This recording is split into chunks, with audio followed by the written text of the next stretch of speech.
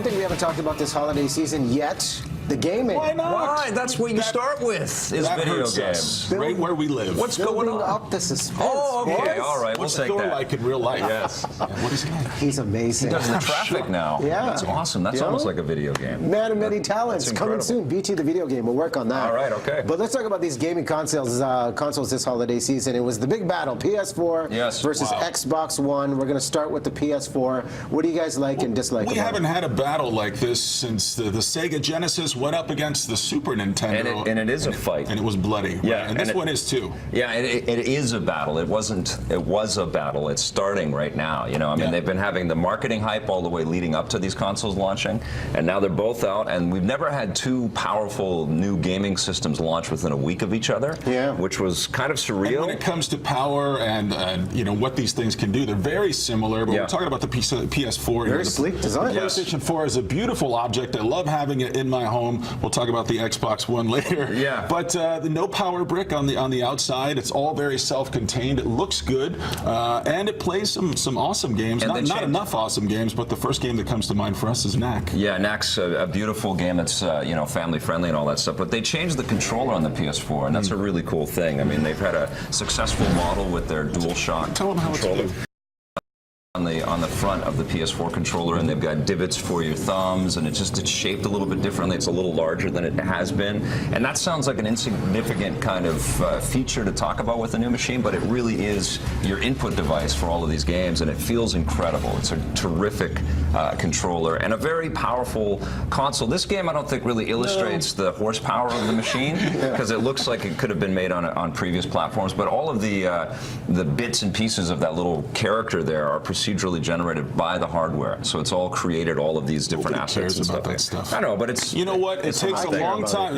I want to know. Thanks for pretending to care, but it takes a long time for the developers to figure out the nuances of the new machine. So we'll see the excellent titles in 2014 and 2015. Agreed. These are long-term investments. Is it worth upgrading from the PS3? A lot of people saying they're going to wait, they're going to hold off, even given the hardware. There's no wrong choice in that, because there are some games that came out this holiday that are fantastic on PS4. You'll get a noticeable upgrade, like if you play NBA 2K14 or Assassin's Creed Black Flag. They look amazing on a PlayStation 4, in my eyes, I would argue in my estimation, or the Xbox One. But if you hold off, you can still play those fantastic games on the PS3 or the Xbox 360, and it's not that much of a degrade or a downgrade. Okay, let's jump to Xbox One. Retail price $100 more than the PS4, correct? Yeah, it comes with the camera, and it's worth that extra $100. And I've been saying this all along, because there are extra gizmos and doodads that you get out of everything there. There's actually a better launch collection of titles as well. You get most of the third-party games that are available on PlayStation 4,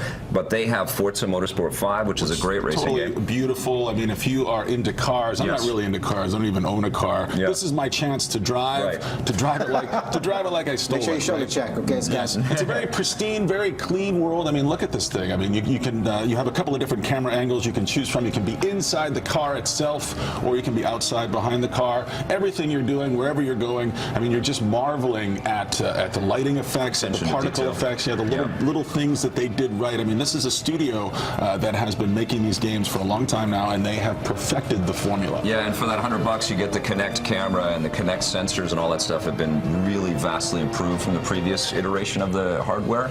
And you also get, you know, built-in Skype, so you can use the camera off the Kinect. It's a bigger, more unwieldy package. You have the external power brick you got to deal with. You got to set up the Kinect right out of the box, and it is $100 more. I'm going to put you on the hot spot here. Which one did you buy? Oh, I haven't got it yet. I was waiting for the segment. So I still have the first PS, and I was waiting for the segment. The first PlayStation?